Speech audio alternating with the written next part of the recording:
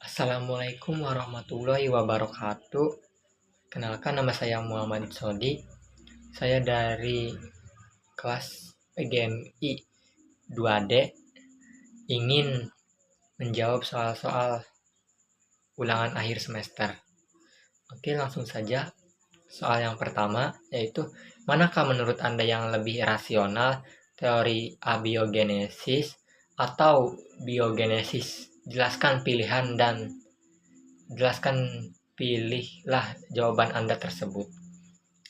Oke, menentukan yang mana lebih rasional. Menentukan teori yang mana lebih rasional, abiogenesis atau biogenesis tergantung pada beberapa faktor, termasuk definisi rasional dan bukti ilmiah yang tersedia. Definisi rasionalnya, arti rasional dapat diartikan sebagai berdasarkan akal sehat dan logika gitu. Terus kriteria rasionalnya dalam konteks ini,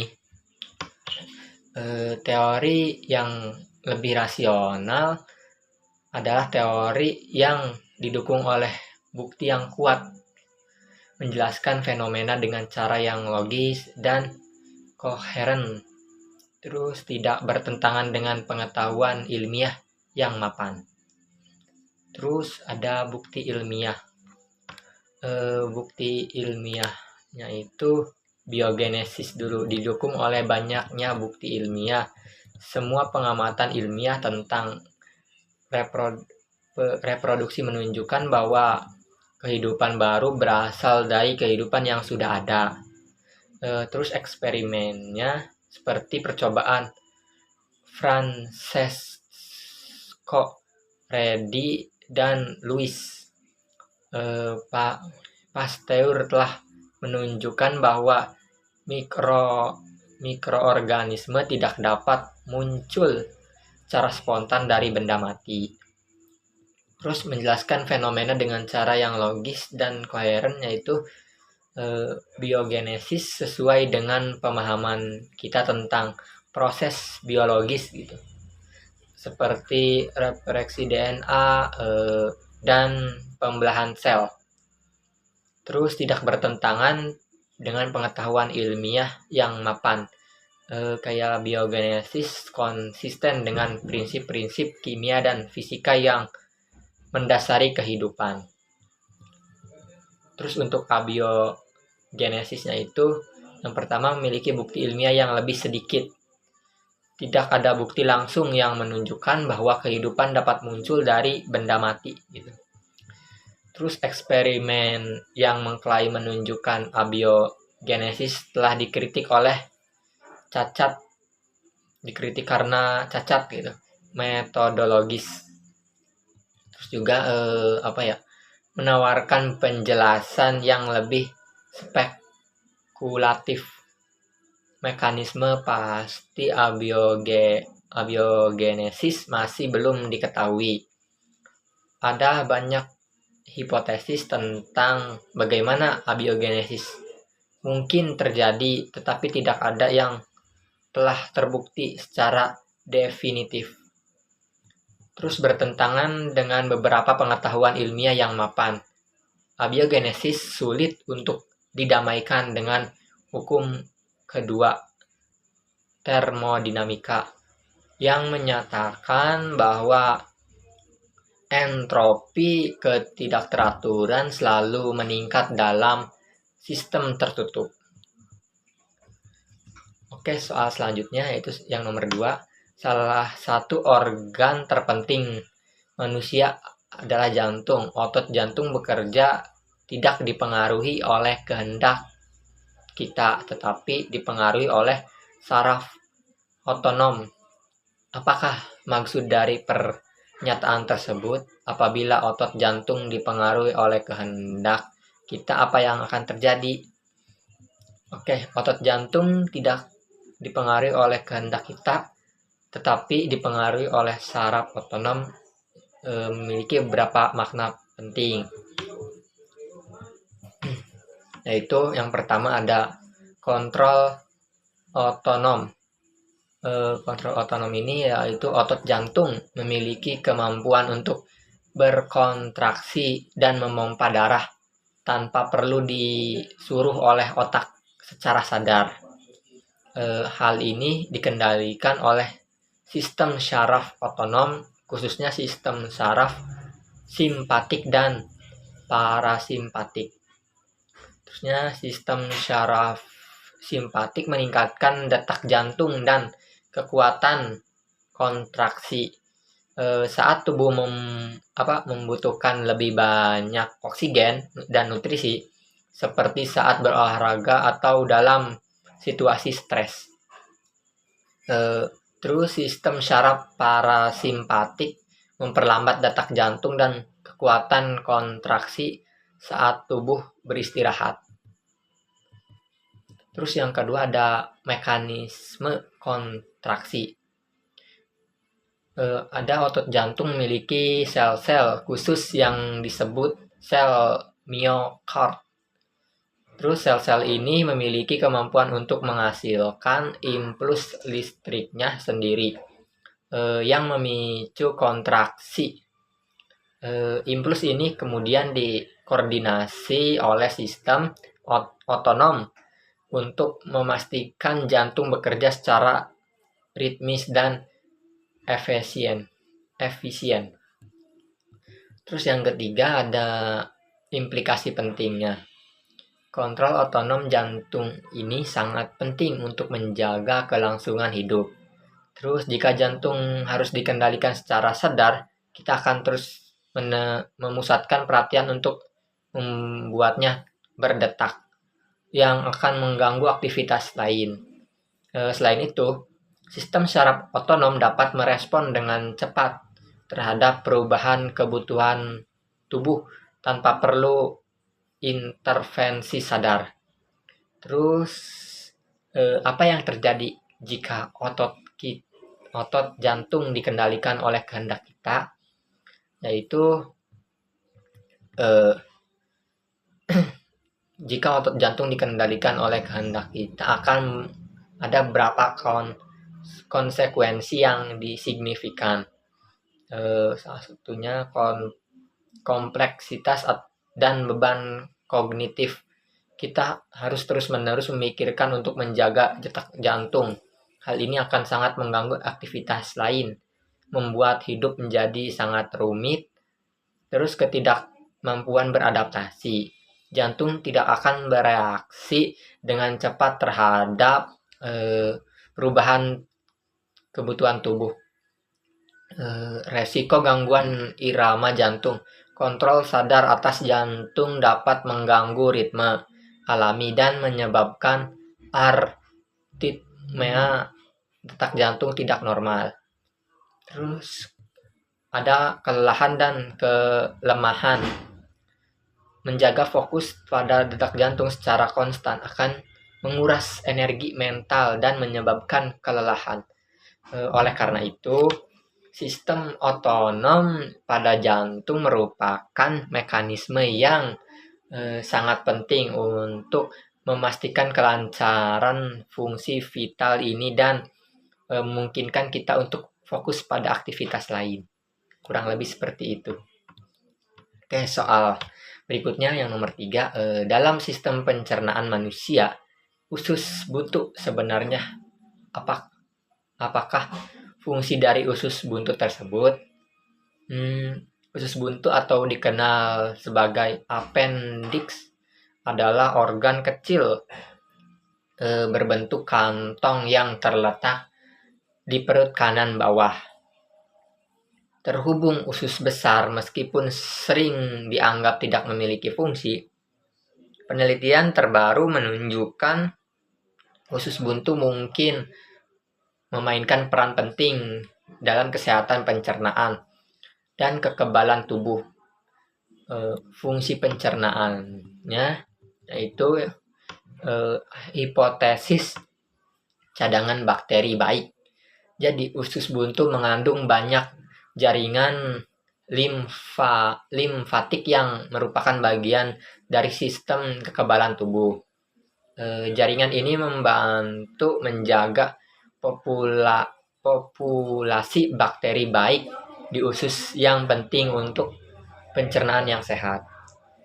Terus ada sumber mikrousus.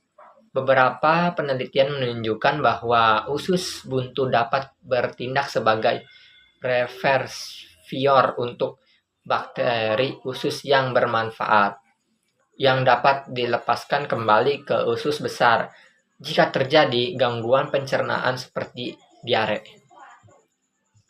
Terus fungsi kekebalan tubuh. Pelatihan sistem kekebalan tubuh, jaringan limfatik di usus buntu mungkin berperan dalam melatih sistem kekebalan tubuh untuk melawan infeksi. Paparan bakteri di usus buntu dapat membantu sistem kekebalan tubuh belajar membedakan antara bakteri baik dan jahat. Terus penyimpanan sel kekebalan tubuh.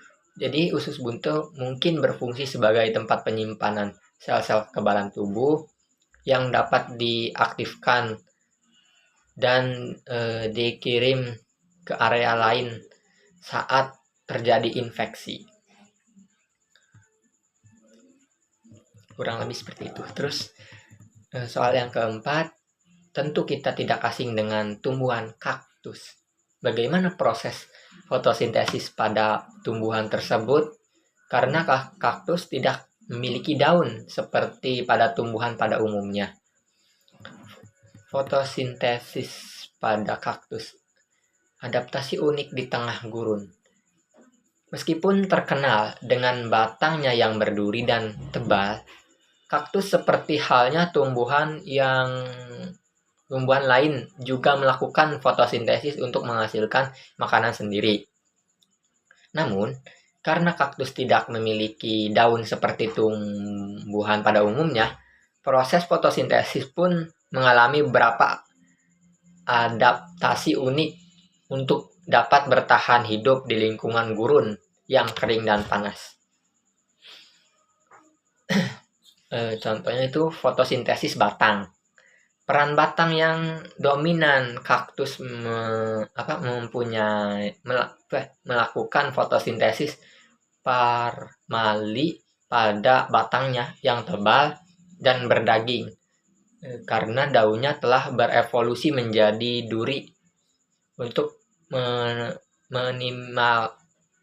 minimalkan penguapan air. Terus ada kloropas di sel batang. Sel-sel batang kaktus mengandung kloropas organel yang mengandung klorofil, pigmen hijau yang berperan penting dalam fotosintesis. Terus ada stomata yang tersembunyi. Stomata, lubang kecil pada permukaan tumbuhan untuk pertukaran gas, terdapat tersembunyi di dalam batang kaktus untuk mengurangi penguapan air. Terus ada mekanisme adaptasi. Siklus CAM Cursus lens arcade metabolism. Kaktus menggunakan siklus CAM, strategi fotosintesis yang unik untuk meminimalkan kehilangan air. Penyerapan CO2 di malam hari. Stomata kaktus terbuka di malam hari. Saat temperatur lebih rendah dan penguapan air berkurang, CO2 diserap dan disimpan dalam bentuk asam malat. Terus fikasi CO2 di siang hari. Saat siang hari, stomata kaktus tertutup. Untuk menghemat air, asam malat diubah menjadi CO2 dan digunakan untuk fotosintesis dalam siklus Calvin. Terus ada struktur sel. yang padat. Sel-sel batang kaktus memiliki dinding sel yang tebal dan vakuola yang besar untuk menyimpan air. Permukaan batang yang duri pada kaktus membantu mengurangi paparan sinar matahari langsung sehingga mengurangi penguapan air. Oke, soal yang kelima, silakan baca pada link berikut ini. Setelah membaca artikel tersebut, Anda diminta untuk menjelaskan pendapat mengenai cloning dan etika. Cloning dan etika. Sebuah perspektif yang seimbang.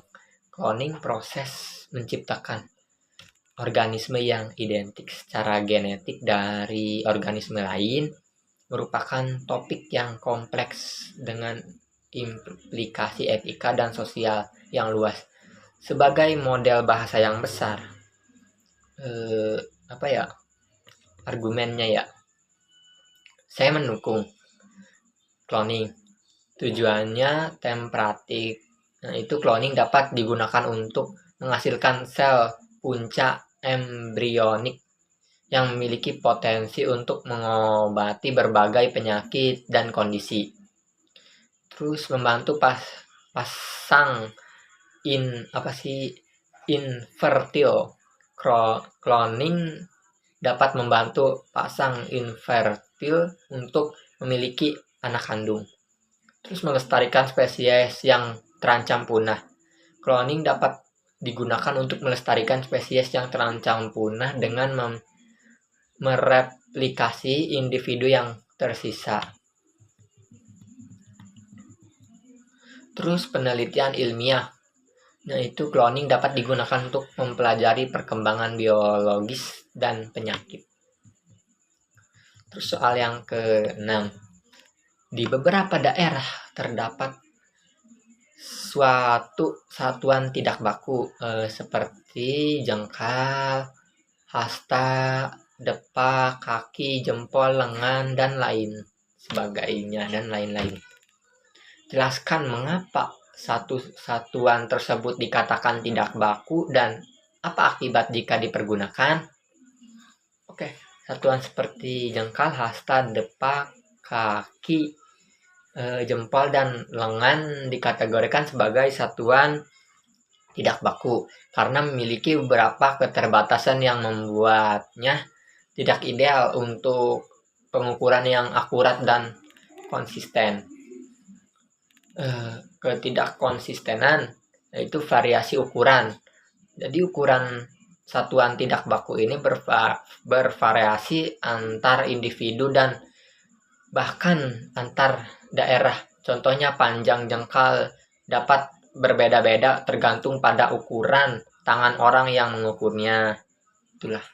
Terus kurang tepat karena satuan tidak baku tidak memiliki definisi yang pasti dan terstandarisasi. Hal ini membuat pengukuran menjadi tidak akurat dan sulit untuk dibandingkan. Terus keterbatasan pengguna. Konteks terbatasan. Satuan tidak baku umumnya hanya digunakan dalam konteks sehari-hari, hanya untuk mengukur kasar atau perkiraan. Dalam situasi yang membutuhkan presisi dan ketepatan tinggi, dalam sains atau teknik, satuan tidak baku tidak dapat digunakan. Terus komunikasi yang sulit. Penggunaan satuan tidak baku dapat menyulitkan komunikasi antar individu, terutama ketika mereka berasal dari daerah yang berbeda. Hal ini menyebabkan kesalahpahaman dan misinterpretasi. Akibat penggunaan satuan tidak baku, ketidaktepatan pengukuran hasil pengukuran dengan satuan tidak baku tidak dapat dipastikan keteraturannya. Ya, kurang lebih seperti itulah. Sulit. Terus yang soal nomor 7, Air merupakan kebutuhan pokok manusia. Air digunakan untuk berbagai keperluan, diantaranya untuk dikonsumsi, membersihkan pengairan, dan lainnya. Apakah air tersebut lama-kelamaan akan habis? Jelaskan jawaban Anda tersebut. Oke, air. Kekayaan abadi sumber daya terbatas. Air memang merupakan kebutuhan pokok manusia dan memiliki berbagai kegunaan penting. Pertanyaannya, apakah air akan habis?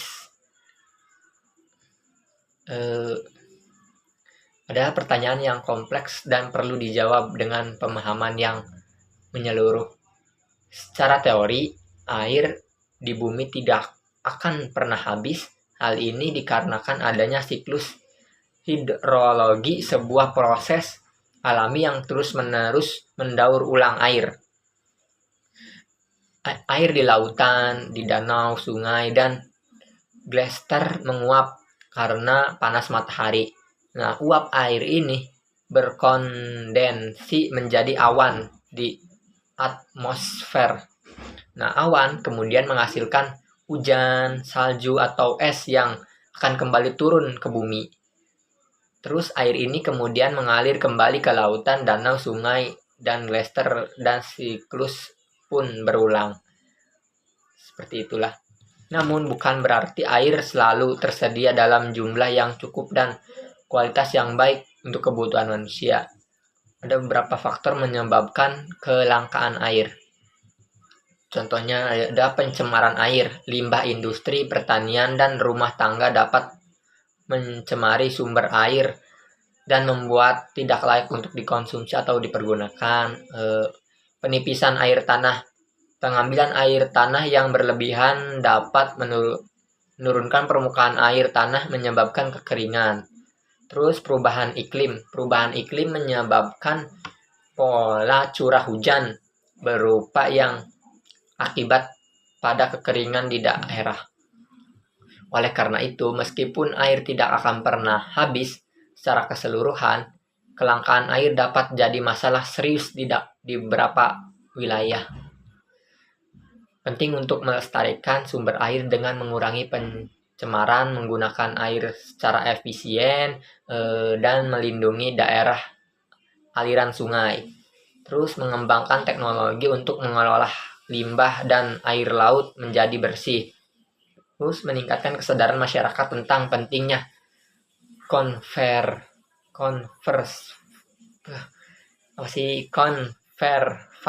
air. Oke, soal yang terakhir, yang nomor 8, yaitu malaria. Merupakan salah satu penyakit yang tidak asing bagi masyarakat.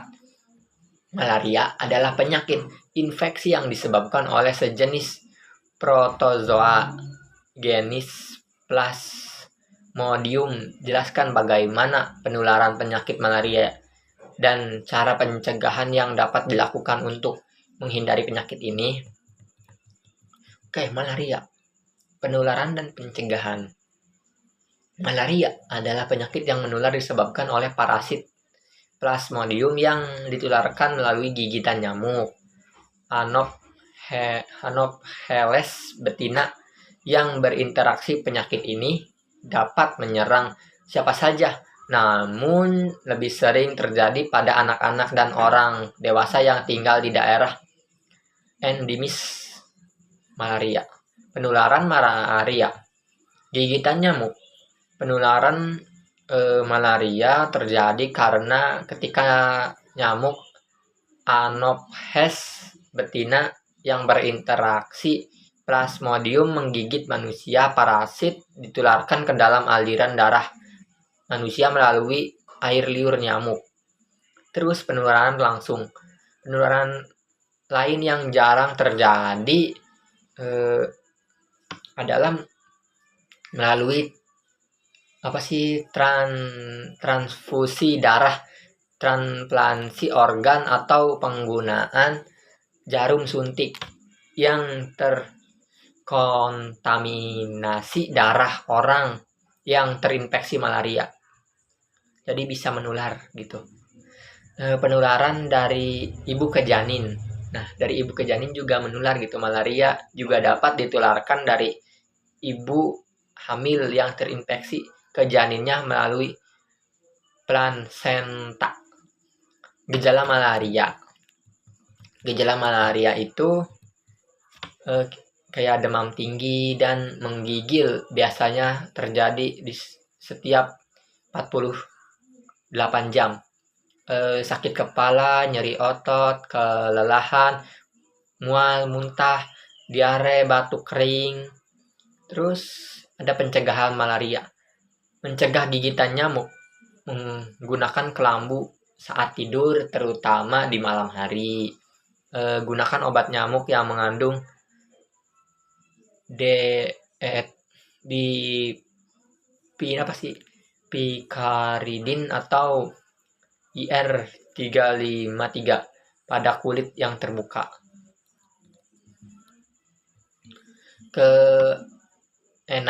Keenakan pakaian yang menutupi kulit saat beraktivitas di luar ruangan, terutama saat senja dan malam hari.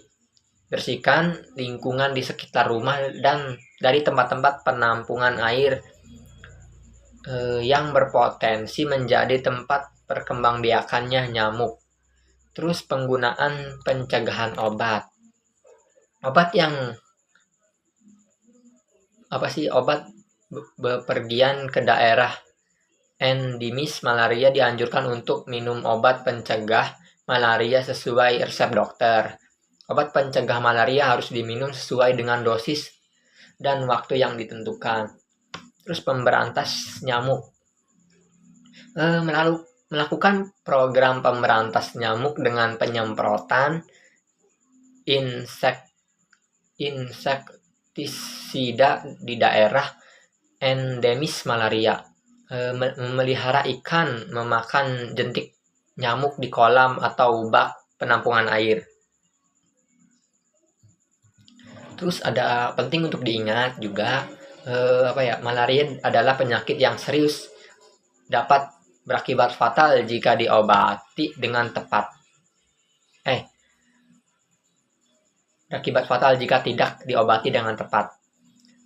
Jika Anda mengalami gejala malaria, segera periksakan diri ke dokter untuk mendapatkan diagnosis dan pengobatan yang tepat. Terus pencegahan malaria sangat penting untuk melindungi diri Anda dan orang lain dari penyakit ini. Mungkin cukup sekian dari saya. Kurang lebihnya mohon maaf. Wassalamualaikum warahmatullahi wabarakatuh.